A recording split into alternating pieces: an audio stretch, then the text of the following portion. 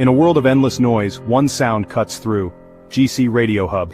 Your world, your sound. Imagine your favorite voices following you everywhere. From your smartphone to your car, your smart TV, even your virtual assistant. GC Radio Hub connects you to a universe of content. Check out our wonderful interviews on Apple Podcasts, Spotify, and iHeartRadio, live music shows and podcasts. All at your fingertips. Android TV, Apple TV, Roku, Fire Stick TV. We're there wherever you are, because the only way to stay connected is to get connected. Download the GC Radio Hub app today and let your world come alive.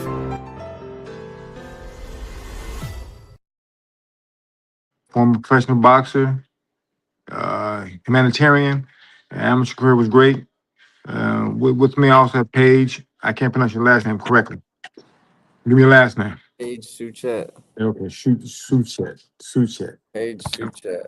We're today on Coach's Corner. Yep. Another episode of Coach's Corner. You know, bringing the old school and the new school together. We try to have real conversations. Like I said, we don't get much views, but we bring on legends onto the podcast. You know, John knows a lot of people, so it's great to have the Iceman John Scully with us today. So, yo, John, I got a couple questions for you before we really dive into it. You're from Connecticut, right? Yes, sir. Okay, so tell us about growing up in Connecticut, your childhood, you know. Well, I started boxing because when I was a young kid, my mother and father got divorced, and so my father moved to a place. I've been telling this story a lot lately for some reason, but Yeah. I grew up like two lives, right? Like during the week, I lived at my mother's house, you know, in the suburbs, you know, nice area, not a rich area or anything, but a basic middle America neighborhood. Yeah. Then weekends, my father, he grew up in the Depression, so my father didn't care where he lived or how he lived. He lived in a motel that was a very shady motel, and he didn't have, all he had was one room and a bathroom. He didn't have a stove, he didn't have a refrigerator, he didn't have anything. And Both parents were separated? they got divorced. Okay. How old were you when they got divorced? I was 5 years old. Okay, you were young. So I would stay with him every weekend. The thing was, my father was older when I was born. He was I think he was 43 when I was born. So, and he was a guy, he started work, he was 16 years old. He grew up in the Depression. He just worked his whole life. So he wasn't like an athletic type of guy. We didn't play baseball together. He wasn't that type of guy. So I had to kind of amuse myself on the weekends, and sometimes I would stay for the whole summers with him. And now, like I say, where I grew up was a middle-class neighborhood, just decent neighborhood. Where he lived, they would take, when prisoners got out of prison at Summers Prison, the state would place them there, till they got back to their feet. And so I'm around, former inmates. I'm around prostitutes. How old are you at this time? I mean, I started going there when I was 5. Okay. Okay. So my whole time growing up. I remember my first time seeing a prostitute. She's there. I didn't know, and she always used to talk to me. I was like 10, and I remember at nighttime I would watch her because I knew at like 10 o'clock at night she'd be leaving, right? And I was always wondering, man, where's she going? Like every Friday and Saturday she leaves at 10 o'clock walking that way, and she had these like short shorts on and stuff. So I had a different kind of upbringing, right? But the good thing was my father was a huge boxing fan, like huge. And matter of fact, I always tell the story. My father was the most unemotional man I've ever known in my life. Like nothing fazed this man. He didn't cry. He didn't get emotional. I've seen him get emotional once in my life. That was when Larry Holmes fought Ronaldo Snipes And when Snipes dropped Larry Holmes, if you remember, they were setting up the Cooney fight for 10 million each. Right. When Ronaldo dropped Larry, my father jumped off the couch. I never seen him this energetic in my life. He jumped off the couch and he's screaming at the TV. He goes, "Knock him out. You'll make millions. You're gonna be a millionaire." and he's just screaming and he's screaming. I'm going, this is crazy. Like my whole life, I never saw my father get emotional once. And I never saw before or since. That was the only time he ever showed any emotion. And so I was brought up boxing, watching boxing. The first book I ever read in my life was Muhammad Ali's autobiography. So when did you step into the gym? Okay, so I started boxing when I was 12 on my own.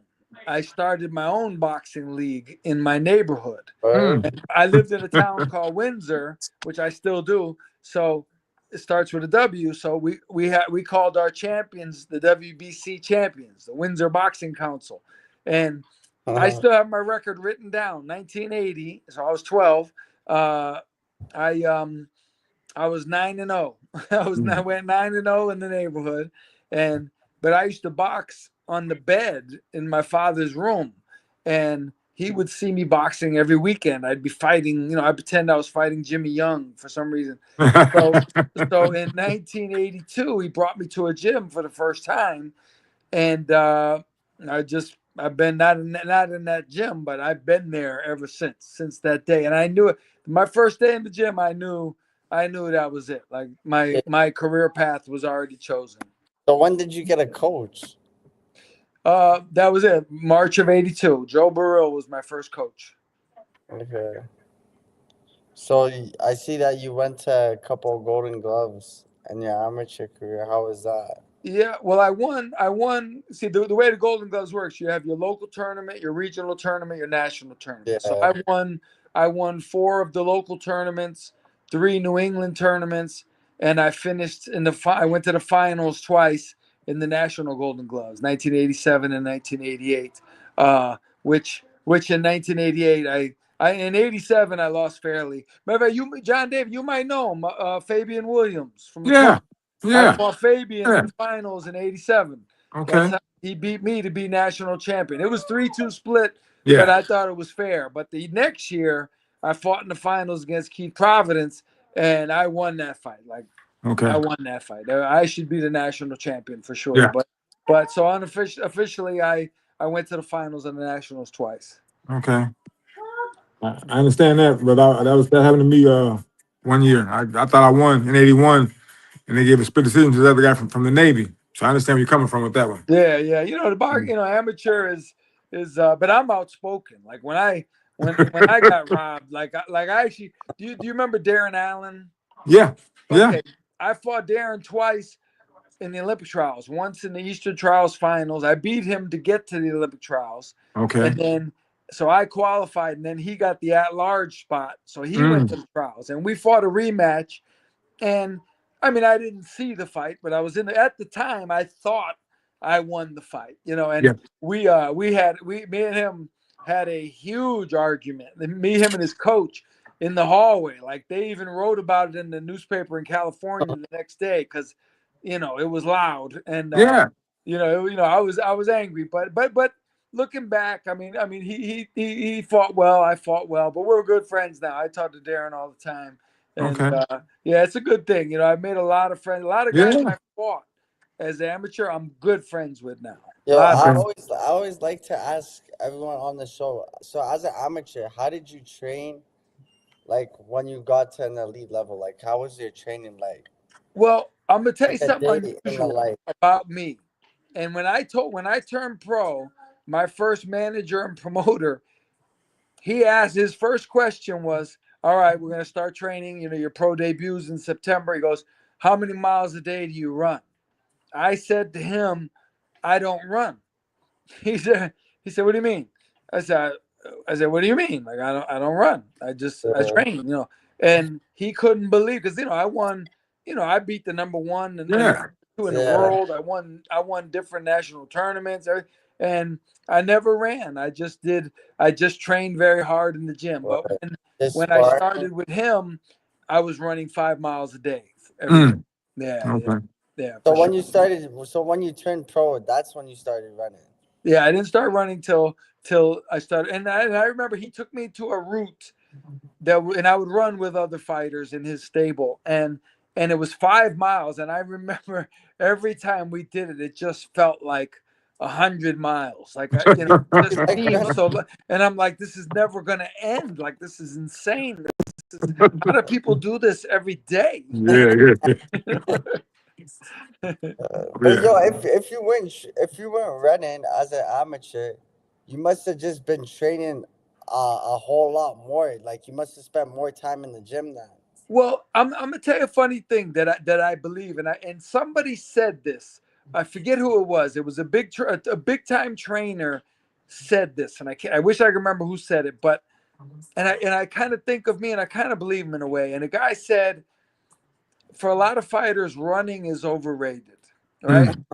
And I think I say, I trained really hard in the gym, and I was focused. Like, I loved boxing. Like, I was I was obsessed with everything about it. So Yeah. everything I did was geared towards boxing. So and a big part of the reason I was successful as an amateur, it was skills and conditioning or whatever, but it was also my mentality. Like I always say this. This is my mentality. When I fought Darren Allen, people say I'd rather die than lose, but they don't mean it, right? Yeah. When I fought Darren Allen, I meant it. And listen, and here's how I know it showed. That was in 1988. About 5 years ago, Darren Allen wrote something on his Facebook about me, and he didn't know this. I never talked to him about our fight. And he wrote, it was just a crazy thing. Like, John Scully fought me like he'd rather die than lose. And I was like, yes, you don't know how right you are. I got and the reason being, because he was such a highly ranked fighter. He was a world champion, and so my mentality is what won that fight. You know what I mean? And that pushed my conditioning. So I believe your mentality means, you get a guy that's tired, right? He's exhausted, and then all of a sudden, you're sparring and you're dead tired. You're thinking to yourself, I just want to die. I just want to die, right? I'm so tired. But then all of a sudden, your opponent starts talking trash. And all of a sudden, you get this energy. Where did you get it from? It's your emotion. It's not your conditioning. It's your emotions. That That's adrenaline kicks in for you. Yeah. So that's why you might, if you ever do any research on me, you'll see where I talk about the mentality of a fighter all the time. And how important it is. Like, you could have a guy, the greatest athlete in the world. He can run faster than everybody. He can jump higher than everybody. He can dunk a basketball backwards. He can do all these things. But if he doesn't have the mentality to fight someone and to overcome that, you can forget it. And I'll give you a perfect example. James Toney is a born fighter. Like, this guy, fighting is nothing to him, right? And you know that because he would go against guys, and when they'd be announcing them, the other guy would be in the other corner with a six-pack, and he's ripped and he's trim. And James is over here in the other corner, fat. He looks like he didn't train a day. I love and James. Yet, the longer the fight goes, the better it is for James, because he knows how to fight when he's tired, because he's got the mentality. All the six-pack and all that muscle didn't help the other guy at all, because the other guy didn't know how to fight when he was tired. James is comfortable when he's tired. And I used to have an expression. I used to tell people, if you can't fight when you're tired, you can't fight. You have to quit. You have to retire from this sport. Because if you can't handle fatigue, forget it. You're going to get annihilated. And so the mentality, I think, is as important, or even more important in a certain way, than the conditioning and different things like that. 90% mental, 10% physical. Yeah. So I'm gonna give you insight on James. I'm gonna tell you why James. See, James never ran. James doesn't believe in running. Yeah. He'll spar 15 or 20 rounds per I day. used to go to camp with him. I know he I said, sparred dude, 7 minute yeah. But rounds. that's We why did he's 7 minute so rounds. punch drunk, man. Well, I'll tell you, you know what? Listen, I'm gonna tell you, Was it his only problem was as James got older, and you know, he didn't train as hard as he should have. When you find heavyweights, I don't care if you make them miss, but you know, you get that Philly shell defense, it doesn't always work for you. I'll tell you why. If you got that shoulder up and you catch it here, but guess what? It bounces off your head. Yeah. A lot of times that happen. He's had a yeah. lot of shots like that. So Yeah. you know that kind of with him today. As great as he was, And you know, Oh wait, and you Chris, and you know what else I think? And look, I was not Willie Pep or anything, but Yeah. I had a much great better fight. defense than I showed in fights. It was the type of thing where when I was boxing in the gym, my defense was much better. I was calmer, and I realized, like, getting on the ropes, for example. I used to always get on the ropes, and guys would have a really hard time hitting me clean, right? And I would literally laugh, and I'd be talking to them. I said, "All right, try again," right? But you realize in a fight, it's different. The smaller gloves and the circumstances are different, and it's just the whatever they call that, the law of, I forget what they call it, but you're going to get caught sooner or later. If you're, there's only one Floyd Mayweather, Wilfred Benitez. That's why people imitate Floyd, because they do it so well in the gym, and then they get in a fight and they get knocked out because you're not Floyd, you're not Roy Jones, you're not Cassius I wanted to Clay. ask you. So, like, what was your style like when you first started? Was it something that you patterned yourself after? Well, here's what happened. When I was an amateur, my favorite fighter was Muhammad Ali, especially Cassius Clay, right? Clay against Sonny Liston. And when I was a younger amateur, I used to dance and box and all that, right? And even I don't know if you remember Eric Harding. Eric Harding beat Antonio Tarver, and he's a good fighter. And he used to call me the White Muhammad Ali because in the gyms I'd be on my toes and it'd be hard to get. But my first manager, who I believed and I trusted, because he was in our area, he was a big name, and I sparred with this guy, and this guy couldn't hit me, couldn't touch me, nothing. And I remember thinking, like, I'm nasty, like I'm a beast, right? And when it was over, I thought my manager, who had just become my manager and promoter, I thought he would be impressed. And he said, this was 30 something years ago. I remember exactly what he said to me. He said, "You're not going to be Willie Pep." He said, "When you fight on TV, you have to impress these people. You have to be aggressive. You have to make people want to watch you fight." So in my mind, I'm like, well, he must know what he's talking about. He managed Marlon Starling and different fighters. And so I was kind of stuck because I'm like, man, I'd rather be slick and box and, elusive. So I got aggressive but it just wasn't my thing. And I'm like, okay, but show me how. Like, show me how to fight like a pro. So I spent most of my first half of my career just learning how to fight like a pro. But I was kind of stuck in between styles. I always say that was the worst advice I ever received in my life. If I think, and I realize now, and actually it worked in my favor, because when I started training Chad Dawson, the first time, he was a middleweight, and they used to say he's boring, right? And I told Chad, I said, listen, it's not up to you to be exciting. It's up to them to figure you out. If they can't hit you and they can't touch you and they can't figure you out, that's their problem. You don't have to slow down and be a puncher to give them a chance. Let's box and make them miss. And if you're 30-0, what are they going to say? Like, they have to deal with you. I said, it's up to them to adjust to you. And I gave him the advice I wish somebody gave to me. But and it worked. I mean, Chad obviously had a very good career, and he beat some good fighters, the way he's supposed to. I think a lot of boxers, like people that like to move on their feet, like me, I like to move on my feet. I think boxers like that, like they get, everyone always hits them with the, oh, yo, you need to stand more, you need to punch this and that. Just because sometimes they can't do it or they don't enjoy the art of boxing. Well, here's the perfect reasoning. They used to say the same thing about Floyd Mayweather. Floyd followed without not because of me, he doesn't know me, but like he did what I was telling Chad to do. He basically said, well, I'm gonna box and I'm gonna let these guys try to figure me out. Now, but on that note, when he fought Pacquiao, that was the most talked about fight in 30 years. Everybody has an opinion. And I remember going on several podcasts right before the fight, and I said, listen, there's nothing to talk about. Floyd Mayweather is not all of a sudden becoming Arturo Gatti to please you people. I go, he's going to do the same thing he's done every other fight, and he's going to beat Pacquiao, no problem. He's going to beat him. Of course he's going to beat him. Do you think Floyd Mayweather is going to all of a sudden become a puncher and a slugger so you guys can be happy? Of course not. But you know what? The game's honestly changed. Now more boxers are just boxing and trying Yeah. I wish I did. I wish I ignored my coach, but I thought he's the man. He knows what he's talking. He knows the business. He knows TV. He's got me on TV. He knows what he's doing.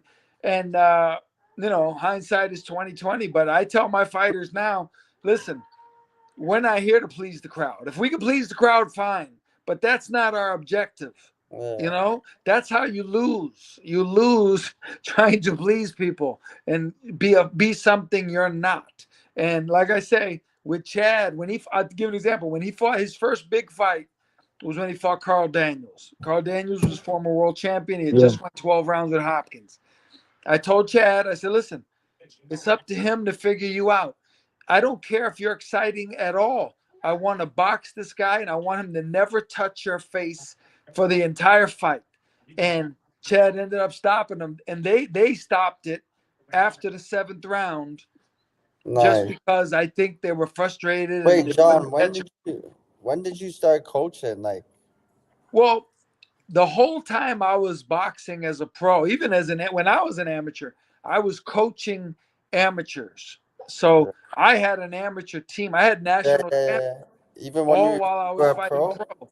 And at the end of my career, my last fight was 2001. In the year 2000, hey, yeah, I'm a pro. Go out there. And,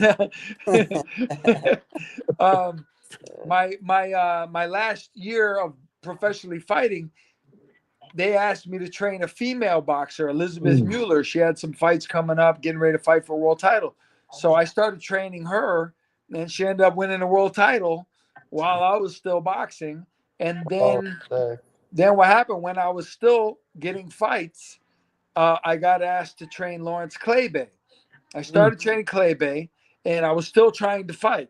And what happened was 2002, I got a fight with Elvir Mariki, if you remember him. Kosovo Kid, they called him. I got a fight with him, and I took the fight. It was like, say, hypothetically, it was June 10th. It was June 10th. Literally the next day, Claybay gets a fight for June 11th. So my first reaction was, okay, I'll just train for my fight, and I'll train Clay for his fight, and I'll fight, and then I'll go to his fight. Then I thought about it, and I say, he deserves my attention. He deserves my time.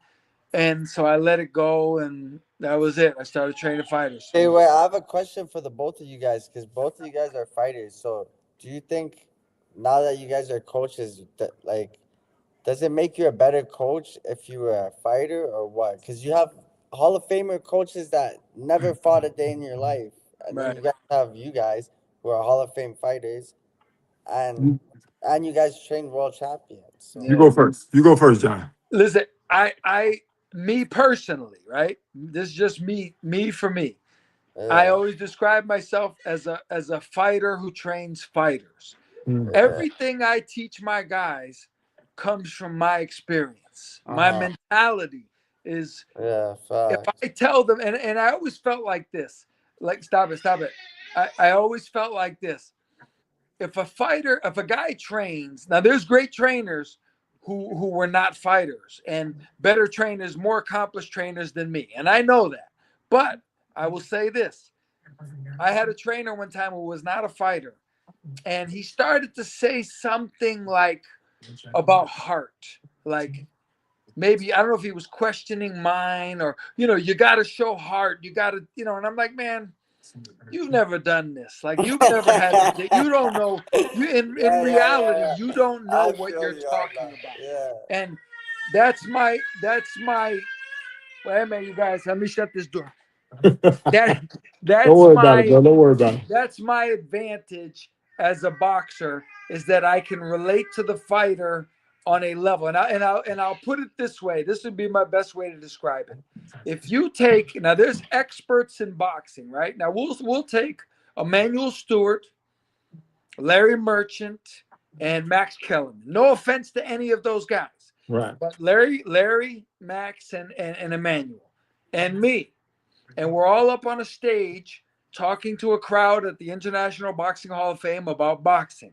And somebody in the crowd says, "Hey, can you tell me what it's like to be in the 12th round and you're trying to dig down and you get hit with a body shot? What's that like?" Only one Now, person listen, telling that. those three Hall of That's Famers right. They can't tell better it. be quiet and let me talk, because they don't know. And that's not, and a lot of people think I'm offending them. I'm insulting them when I say, I go, why would that would be like That's asking me, experience. what's it like to be divorced? But I don't know. How would I know? I've never been divorced. I can't tell. I could tell you what it's probably miserable, I would think, or maybe it's happy. I don't know, but I don't know because I've never done it. So there's certain aspects of boxing that you cannot possibly. And I'm talking Emmanuel Stewart, one of the greatest trainers of all time, and Angel. You can't tell me. Don't tell me what you don't know. Yeah. You've never experienced it. If I wanna know what it's like to fly the space shuttle, I don't want to talk to the mechanic. I don't want to talk to the guy that cleans it. I don't want to talk to the guy that's in the passenger seat. I want to talk to the pilot. I want to talk to him. That's it. So Yeah. that's my view. And I'm 100% behind you, because I tell a lot of people, as great as a teacher that Emmanuel was, he never fought at the level we fought at. Good amateur, won an amateur title. But I tell people, he doesn't really know how it feels to be in round 12, round 6 of a hard fight. Right. And your opponent's in the other corner jumping up and down. It's the last round. You're huffing and puffing. Yeah. And I tell you, he was a great strategically, he was a great strategist in fights. Right. Because when he would hold miss for me, I say, "Stop, let me get somebody else." He would say, "Why?" I said, "Because you're not teaching me anything." I said, I'm not trying to dog you out, but I know more than you do as far as professional boxing. The moves. I said, "No, you're great at what you do." I said, "But let me get somebody else." And he was cool with it. He said, "No problem." Yeah. Okay, so wait, another question I got to both of you guys, since you guys are both coaches. So, hey, when you guys train a fighter and then he's not world champ, like you guys training him and then he becomes champ, okay? What do you guys do to do you guys just leave that boxer, or do you guys do something to motivate that boxer to keep going? Because when a boxer becomes champ, that's like the end stage, you know? Let me speak up first. It's sometimes difficult. I see a lot of fighters. We're all different. Yeah. I'm gonna give you an example. Sergey Kovalev. When he first came to me, nobody wanted to train him. So I said, "Oh, y'all train him. I'll train him, no problem." I saw potential in him. Now, when he first came to camp with me, believe it or not, I was ready to quit there myself, because he was hard headed, and everything I tried to show him, he would argue with me every day Yeah, about. I wait, hold can't. up. Let me rephrase the question better. Like, what would you do to motivate the fighter, or do you guys just let the fighter be and Well, let him find the okay. motive? My thing. I'm not a raw type coach. Yeah, I'm gonna show you. I'm gonna teach it to you. But it's up to you to learn it and do it. I don't. yeah, I don't raw you. yeah, I show it to you, and I teach you, and that's it. We'll work on it until you get it right. But I'm not gonna sit there and just cheerlead you on with the bull yeah. crap. Either you get it or you don't. If you don't get it, let's move on to the next phase and try something different. That's always been my philosophy. I just can't.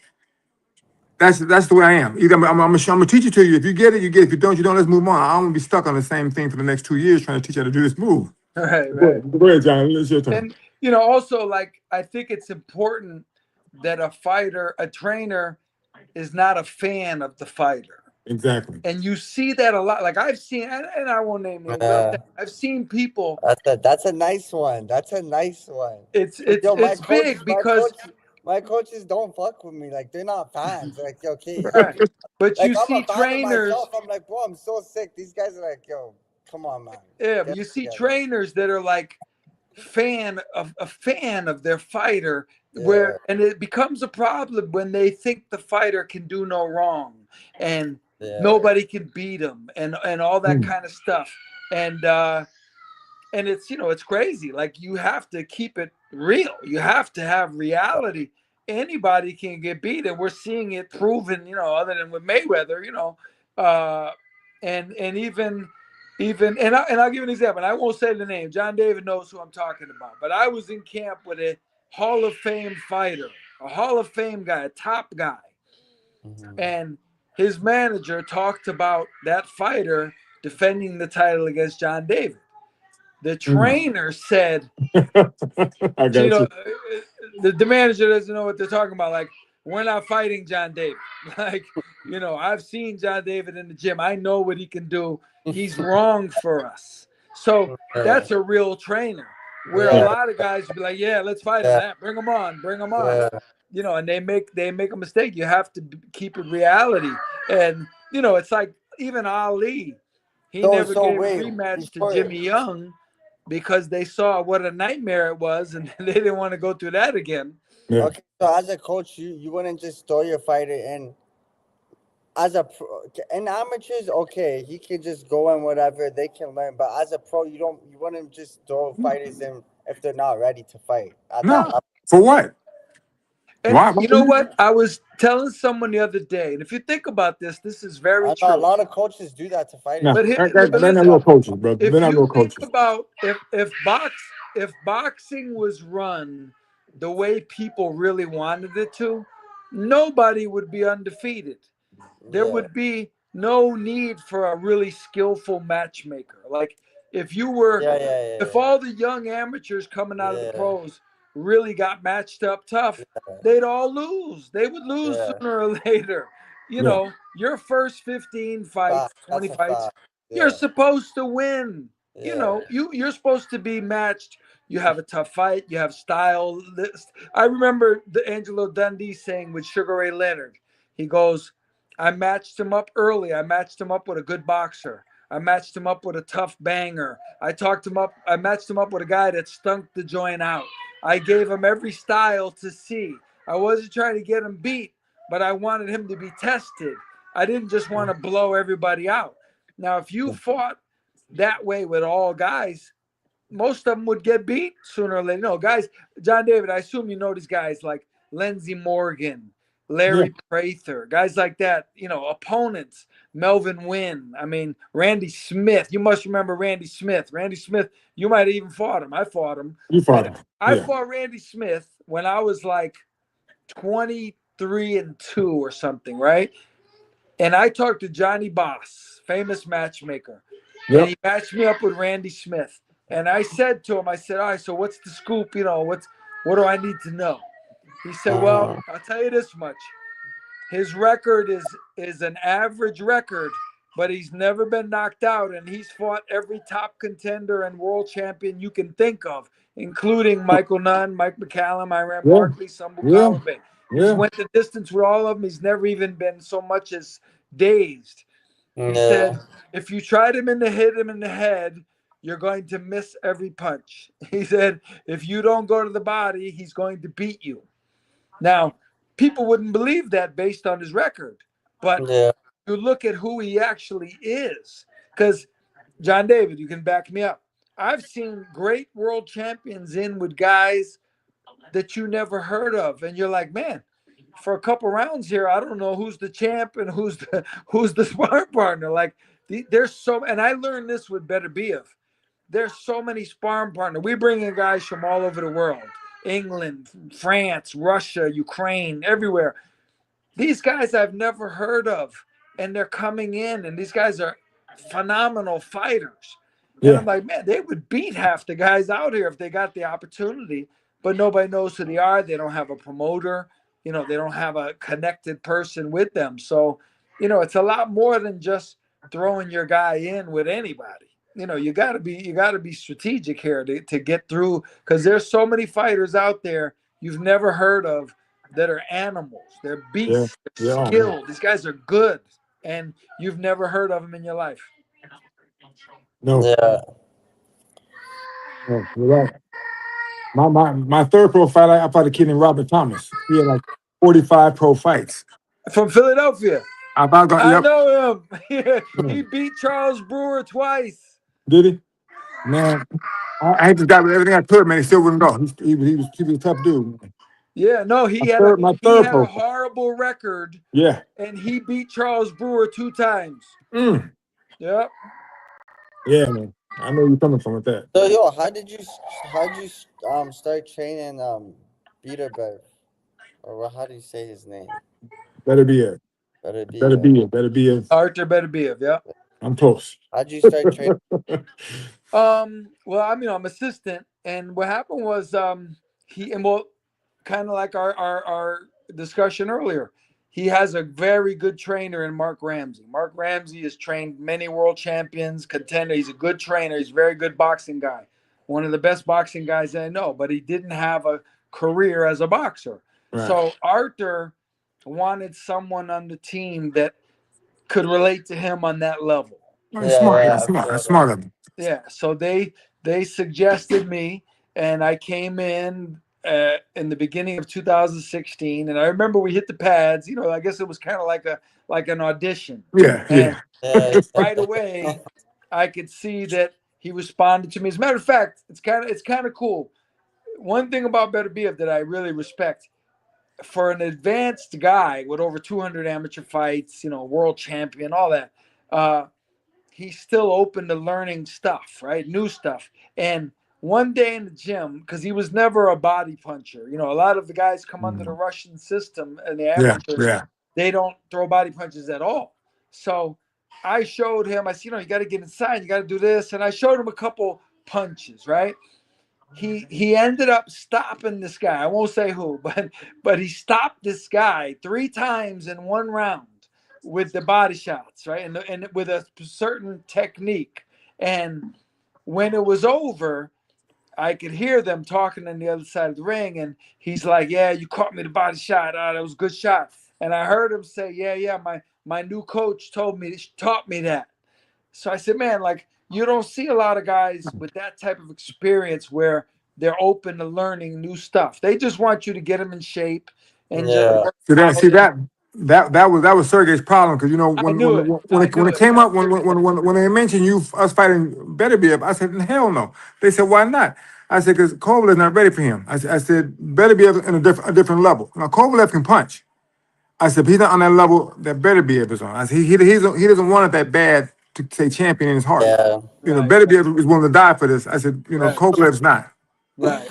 And that's the mentality. And on that end, if you remember when Arthur got cut by a headbutt by Marcus Brown, right? Yeah. That was a horrible cut. Like, it was crazy. I was in the corner. It was like the 3rd round. And instantly I said, they're gonna stop this. This fight's over. And then after the next round, they didn't stop it. And I said, well, sooner or later they're gonna stop it. But in the corner, Arthur never said a word about the cut. He didn't say, is it bad? You know, how bad is it? I can't see. He didn't mention anything. That's a different level of mentality. You know, most guys are going to say, hey, is it bad? You know, how bad is it? You know, or something. They're going to mention something. Yeah. This guy, he didn't faze him in the least. Didn't want to hear it. So what makes a great fighter? That. Yeah. The mentality. And you know what? The mentality. The They mentality. don't even have to. How bad do you want it? You know. But yeah, and here's the thing. I'll give you a perfect example. There's 2 guys who are the perfect example of this. When you think of heart and toughness, and you think of a mean dog, right? You do not think of Sugar Ray Leonard and Muhammad Ali. Yeah. But guess what? Those 2 guys were as tough and mean as any tough guy you've ever met in your life. And I always say this. People remember the first Ali Frazier fight. It was a great fight, et cetera, et cetera. He gets dropped in the 15th. He gets up before the referee can start counting. In the 15th round of a grueling fight, he gets up immediately. But that's not the most important thing. How that man made it through the 11th round of that fight Mm. is a miracle. Is a miracle. He got brutalized. He almost got knocked out. People forget he actually got hit with a bigger punch in the 11th, and he didn't go down, but he literally looked like he was sitting in a chair. He dropped down, he popped back up. Today they stopped that fight in the 11th round. Ali gets stopped, but he was a different type of human. And if you can't teach that, you cannot teach that to a guy. You could tell him, but when it comes down to it, you get hit like that, and you're that tired, and you're fighting Joe Frazier at 27 years of age. Yeah. You're gonna make up your mind right then whether you want to be a fighter or not. That's right. And a lot of guys would say, no, I don't want to be a fighter anymore.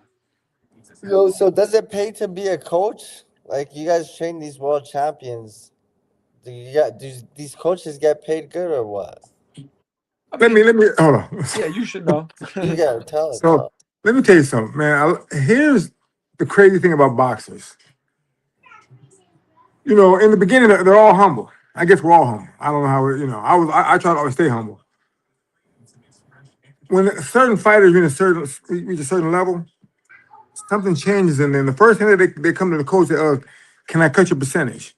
And I tell him, hell no. I said, well, I was making 10% and you was making 5,000. I got paid 500 for 8 weeks of work. We didn't cry about it then. Right.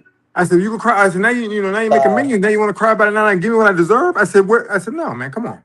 Yeah, that's You've had issues with fighters like, bro, chill with that shit. Yeah, and that's a horrible thing because, and I see fighters doing that lately. I've seen a few guys do it, and it's the type of thing where like they say, "Oh man, I'm making 20 million. How am I going to give you 10%?" And I go, "What do you mean, man? I was here. I helped you get to this point. What do you mean? Like you wouldn't be there if it wasn't for me. What are you talking about?" Yeah. And here's the thing. You make it, I make it. And I've told my fighters, they say, like, and I'm not trying to say I'm a hero, but I'm just giving you an example. I've had young guys fighting for $800, $1,000, and they say, how much I got, how much, do you get? I said, it's 10% no matter what you make, if that's what you give me. But listen, I go, you make money, I'll make money. You don't make money, I don't make money. So I want you to become a better fighter so you can make money, and then I'll make money too. But we're doing this as a team. So if all of a sudden I'm making $400, $500, $1,000 for your fights, and then you get an opportunity to make big money, and now you don't want to give me that same upgrade, that's not. And I think honestly, a lot of fighters don't think clearly until after they retire. And I'll give an example, a mentality. And I won't tell you who it is, but I was in camp with a guy, a champion. So did you guys always pay your guys as coaches then? Because you guys are fighters. Yeah, of course. I give them 10%. Oh, I would never not from day one. I'll tell you the mentality of a fighter, and I had to straighten this guy out. I was in camp one time with a world champion. His sparring partners come in, and they're ready to go.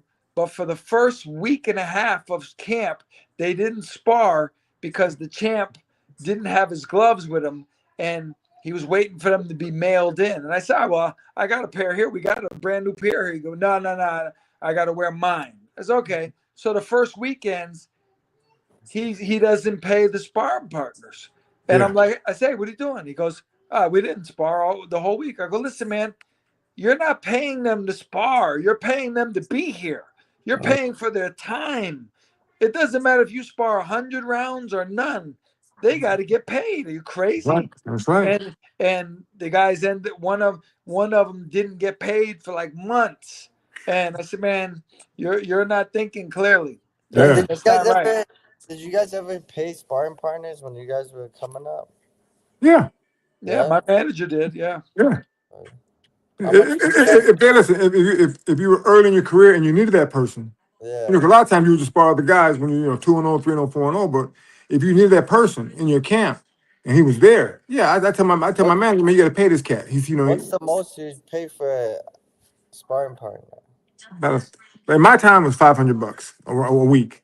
A week? Yeah. Yeah, I remember that was like the going rate. Tyson used to pay $1,000.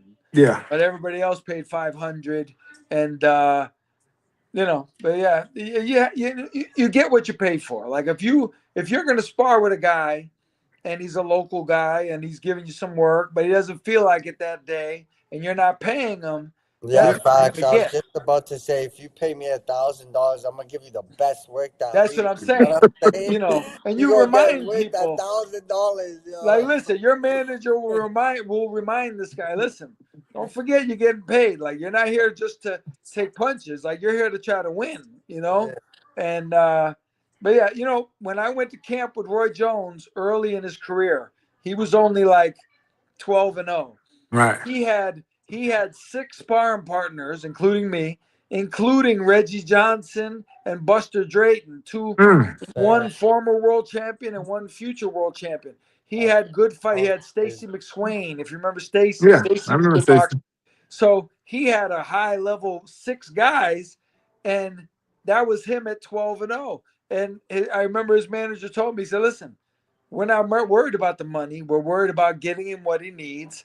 And if we're investing in him and we're going to lose money, we're losing. If we cut ties with him right now, we'll have lost money.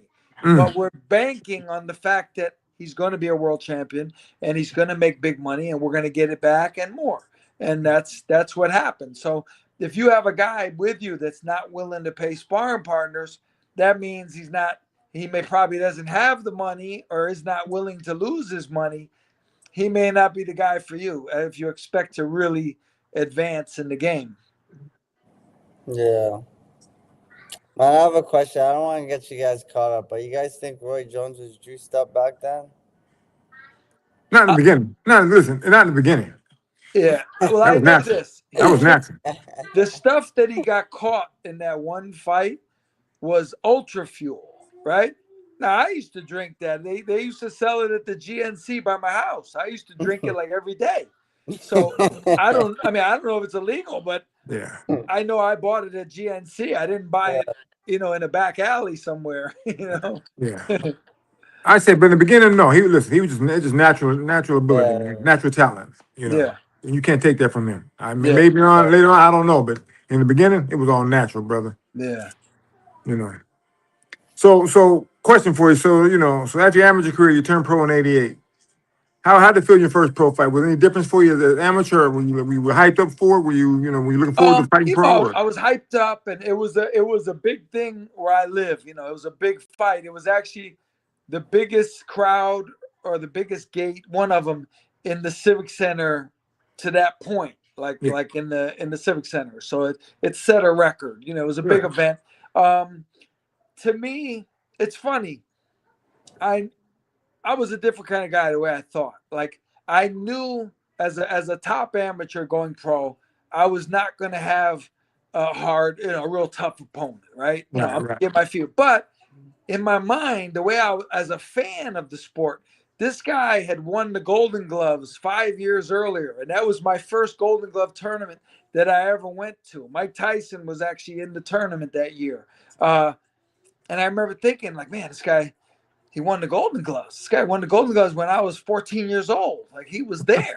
So in my mind, I respected him. It's a weird thing. And I went, and I remember I broke his rib apparently, or fractured it. And I stopped him. And and looking back, I mean, that's what was supposed to happen. But you have to do that because I realized then, like going pro, even though you're a top amateur, like world rank, national level, going pro is different. It's a different vibe. Even having no headgear, you feel naked. You have no shirt, you feel naked. Yeah. And then you get a load of those headbutts, and which I had never experienced before because I always wore headgear. I mean, the human head hitting another human head. That's rough. Oh, did we lose him? Can you hear him? Yeah, no, we lost him, John. Come on, John, come on back. I think his phone might have died or something. So are you right now? Are you working? Just mainly working? Yeah, I'm back training tomorrow. Actually, Okay. My back is finally better, bro. I fucked up my back. How'd you do that? I don't know what I did, bro. Ah, I was sparring, and then imagine like I was just training, too much, and then one day I was sparring, and then I felt my back like tight, and then I was like, you know what? I only have 3 more rounds, and I was sparring someone like whatever. This guy was light work. Actually, I had to go to 3 more rounds because the guy I was sparring, he thought he was someone, so I had to show him. But calm down, man. So I finished the 3 rounds, and then as soon as I get out the ring, like, bro, I'm like paralyzed, man. Like my back is just like Oof. this, man, and I can't walk. I'm like, bro, I'm only 26 years old, bro. If my back is like this, it's seriously something's wrong with it. Ah, But Hello, sorry about that. all right, no problem. Somebody Glad- called me and they Yeah, broke me off. it bumps you off right away. So let me ask you a question real quick here. So I want to ask you about your first professional loss. Right. Yeah, Brett Lawley. I remember him. Was there a fight? Tough Was that a guy. fight? I didn't see the fight, but so it was a fight that you think you won, or and you got No, robbed? I'll tell you what happened. As an amateur, I was 165, right? Okay. And I had trouble making 165. I can remember going to the Nationals and having to lose 6 pounds overnight to make the 165. Yeah. I turned pro. My manager tells me I'm going to be fighting at 160. I said, man, I haven't been 160 since I was 16 years old. Yeah. And I said, why don't I just fight 168? He says to me, that's not a real weight class. That's not one of the original 8. I go, listen, Sugar Ray Leonard is the WBC champion right now. What are you talking about? It is a real weight class.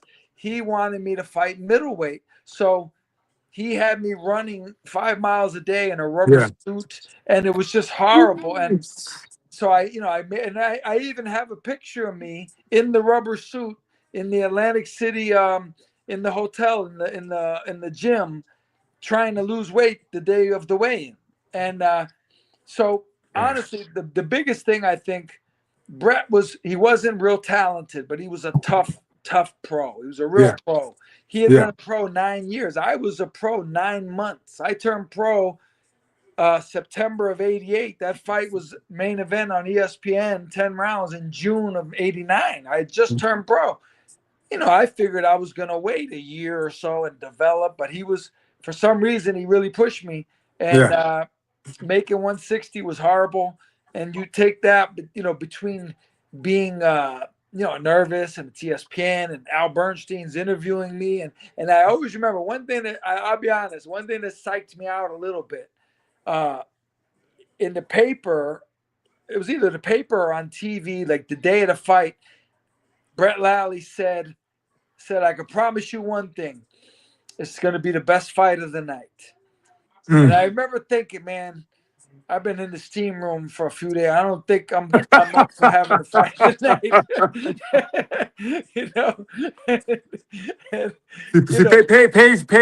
doesn't understand that yet. So Yeah, that's why I'm laughing. I understand. Right, you know what I mean? So I was like, man, this freaking guy, he must have the fight of the night here.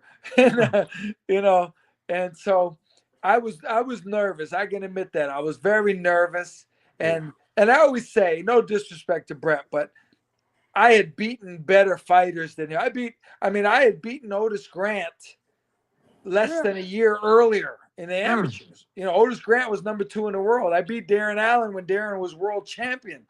I beat better guys than Brett, but he was a pro and he didn't care about amateurs and style and my trunks and the poster. He just wanted to fight, and he taught me a lesson. He really did.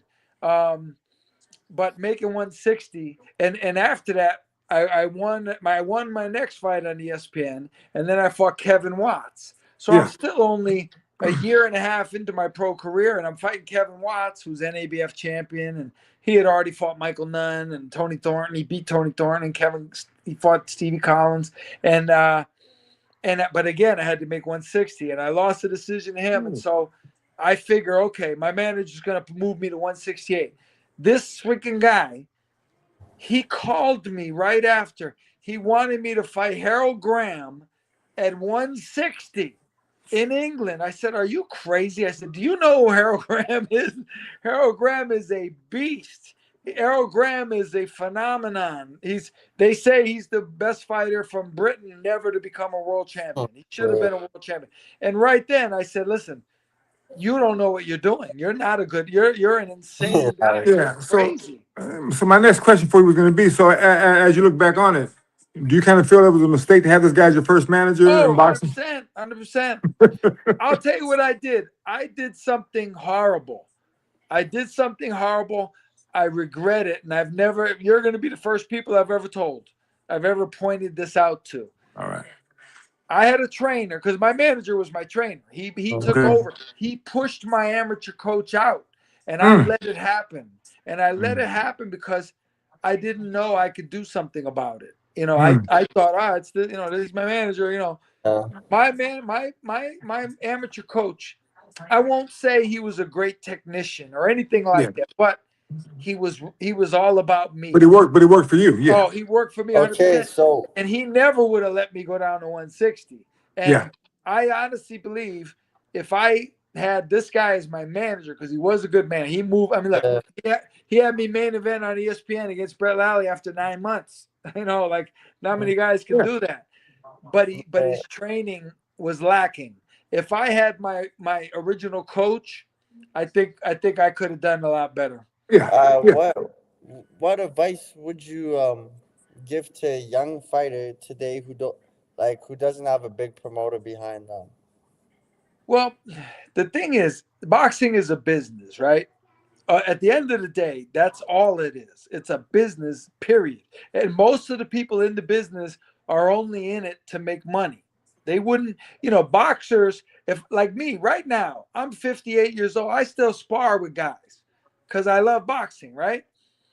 These guys, if you took the average matchmaker today and fired him or threw him out of boxing, that'd be it. He wouldn't be going to gyms and watching sparring and hanging out with the guys. He'd be done with it. He'd go on to another career.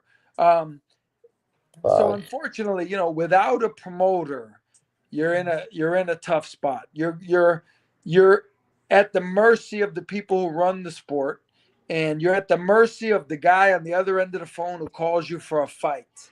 And chances are extremely high. And I can name one guy. I don't want to start that much trouble today, but I can name one guy who I think John David knows. I'll ask him off the air later.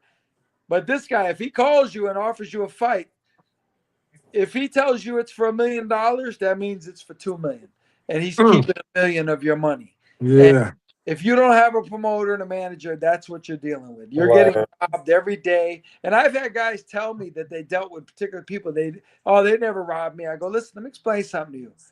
You got robbed and you don't know it. Do you think they told you? Do you think they tell people when they robbed them? They don't tell people. You got robbed, and the fact that you don't know it tells me they did a really good job. They did an excellent job at it. I remember when I was boxing as a pro towards the end of my career, my wife was always calling. She said, how come you're not taking these fights? Because I'll get called like every week. You fight this guy over in London for like 30,000. You fight this guy over in some other European country for like 40,000. And you fight a guy for America like 50. She said, why aren't you taking the fight? I said, because even if I beat them, I lose. So I'm just selling my soul for what? I said, because when I'm doing my amateur career, I don't want to have a record of 36 wins and 36 losses. They go, this guy's a bum. Who's gonna want me to really train them? Right. I have more respect for myself. Right. That's why at the end of my career, I had 9 fights. The reason I stopped boxing was because I had 9 fights in over a year and a half fall out on me. And after the 9th one, I'm like, that's it. It's just not destined for me. I didn't want to be a guy who took fights overseas knowing you're going to lose. I didn't want to be an opponent. I wouldn't do that to myself. No. Yeah. No. I don't blame you at all. Yeah. Okay, come on, baby. You got 10 minutes. Come on. One. I only got a couple of questions. Yeah, I know. Come on. So if you could bring back one thing from the old school boxing era, what would it be? Well, business-wise, I wish there was fights there's nothing, and you look like you're too young to understand this, but the fights. Listen. I watch every weekend when I was a kid. think about this. Every weekend when I was a kid, for 10 years straight, 15 years, Yeah. every Saturday and Sunday, there were 4 fights on Yeah. network television. And I'm talking Tommy Hearns, Marvin Hagler, Sugar Ray Leonard. Yeah, I mean, that's you fire. watch Sugar Ray Leonard Benitez, fight Andy Duran, Ruiz. all I've kinds of watched Arguello and Mancini on Bro, yeah, that's CBS. crazy. Yeah. Marlon Starling and Mark Breland on ABC. I mean, it was phenomenal. It was an unbelievable era. Well, And that's today's problem. We don't have the same promoters we had back then because today's promoters aren't hungry like they used to be. right, They don't right. want to hustle But and think go. about this. We knew Donald Curry way before he ever won the title because he was Yeah. on TV all the time. Nowadays, I don't hear about these guys until they become world champions. Like they're already champ, and I'm like, oh, who's this guy? I didn't see him coming up and being built up. So I would bring back accessibility to Yeah, man. guys. Well, Right. the biggest problem with that is real quickly here, real brief. The biggest problem with that is with today we have social media. So a lot of guys built themselves up on social media and then they call each other out, but they don't really prove they can truly fight. Right. So unless you have a million followers, you're not gonna know who the hell this guy is. Right. Yeah, Well, do you know there was a guy, and you might remember his name. He seemed like a nice guy. I'm not insulting him or anything, but there was a guy. He died of cancer actually a few years ago, and he was showing himself in the hospital, like on Instagram, live. I forget his name, but what he did was he got on Facebook and Instagram, and he would take pictures of himself like at the gym with Mayweather and Mayweather Senior. And I remember thinking, man, this guy's famous. Like, who is this guy? He's taking pictures with everybody. And I looked up his record, and he was just like a regular guy. But social media made him seem like he was somebody huge, and he wasn't. And that's how Ryan Garcia did. Hey, look, Jake Paul did it. Jake Paul did it. Back in those days, like I knew about Donald Curry. But man, way you before gotta he give it to became Ryan champ. Garcia. He beat fucking Devin Haney, man. Devin Haney's supposed to be a technician, boxer, Yeah. Well, and that reminds. So that's I was on the hating on business- Ryan Garcia. I was hating on him too. I was like, yo, this guy's a joke. And then when he beat Devin Haney, I was like, you know what? I'm gonna give it to him. Yeah, left he's hook, legit. He's he legit. got But he got a legit left hook. right. But look, now the other thing, right now today, I've never seen this. I haven't seen this in 15 years. You see two guys get on the inside during sparring, right? And as soon as they get there, they want to break. They clinch, yeah. And I'm saying, listen, man, and I'm talking about even like with Better Beef. I'm like, listen, stay there. Like, stay there and fight. And I realize these guys don't know how to fight on the Don't know how to inside. fight on the inside. They have no idea. It's unbelievable. Like it's literally a lost art. And when you watch, you watch guys like Saad Muhammad and Dwight Braxton, and man, these guys were unbelievable on the inside. It was unbelievable. So I'm gonna tell you something about that real quick. And this is not, and Paige, this is not against you because when I talk and tell you to do something, you listen. But most fighters, my female fighters, everything I ask them to do, everything I show them to do, they do it. They never question me. They never argue with me about it. They just do what I ask them to do. Right. A lot of my male fighters, they want, I can't do that, or I never tried it. I know you never tried it, so get your ass in the ring and try it now. But they always want to argue about it, and I can't do this. If you have a coach, you just gotta trust in your coach, or then you need a new coach if you can't trust your coach. I always told my one homie that too. I'm like, listen, you see, boxing's when it comes to a coach, it's more about the trust. Like he could be the best coach, but if that fighter doesn't trust that coach, it's not gonna work out, man. Right. But I think what it is like with the infighting, these guys have never seen it. They've never seen infighting. Like they don't even know it's a thing because they just, they hold, they watch guys as soon as they get on the inside, they hold and that's the end of it. And it's definitely when they say something is a lost art, that's a lost art. It is, man. Like inside fighting, and even like, bro, you watch a fight now, all these fighters just go one way. They just go left. It's Yeah. like, damn, you guys can't even go right. Like they'll go left the whole 12 rounds. I'm like, damn, if this But, guy went but right one time, he probably would have knocked this guy out. but look, imagine a heavyweight today trying to fight on the inside against Riddick Bowe. They would be like babies. They wouldn't have a clue what was happening to them. They They'd be wouldn't have an trying to idea. grab and hold and Yeah. Here's what I tell like a lot of trainers that you know, and I shouldn't tell the guys that don't know how to train, but I say, listen, if you can't teach your kid how to fight on the inside, I would give them certain names, Duran. I would give them certain names of fight, like you said, Bo. I said, watch these guys. Go home and watch these guys. Watch them on tape for a while. I said, you'll learn from them. Just watch how they fight on the inside. Right, right, You right. know, Joe Frazier, just certain guys I haven't watched. Just watch. Right. Joe Frazier, man. Awesome. Like his fight when the first fight with Ali, he was a savage on the inside. Like he was amazing. Yeah, for sure. well, yo, I gotta go. John, it was All nice. right. John Scully, because there's two Johns. Iceman John Scully. It was nice talking to you. Lovely, Yeah, man. I appreciate you having me. Thank you. It's a pleasure, brother. And we're going to have you on in the near future. I want to do a segment where we have a bunch of fighters and we're going to talk about today's boxers as opposed to yesterday's fighters of our era. Yeah. That'd be Well, as soon as I get my next one set up, I'll let you know.